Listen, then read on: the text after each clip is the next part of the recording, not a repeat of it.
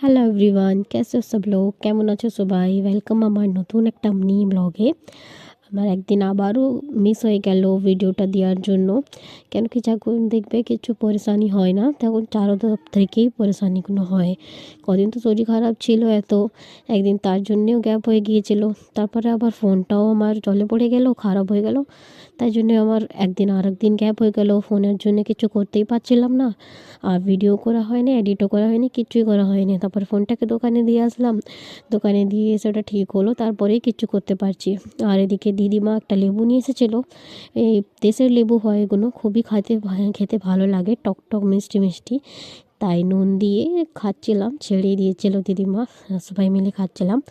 আমার চাও এসেছিলো, কেন কি আমার ভাসুর কাজে চলে যায়, আর উনি একলাই থাকে।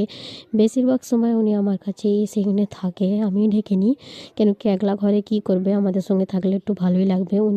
উনির মা বাবা আসলে এখানে থাকে না, উনির মা বাবা দেশেই থাকে, অনেক দূরে। তাই আমি ডেকে নিই, যে একলা একলা ঘরে তো ভালোই লাগে না। আর তারপরে ঘরে এসে গেছিলাম, ঘরে এসে রান্না বান্না করছিলাম। ওই রান্নাটা আমরা করেছিলাম একটু হসপিটালে কারোর জন্য পাঠাবার ছিল।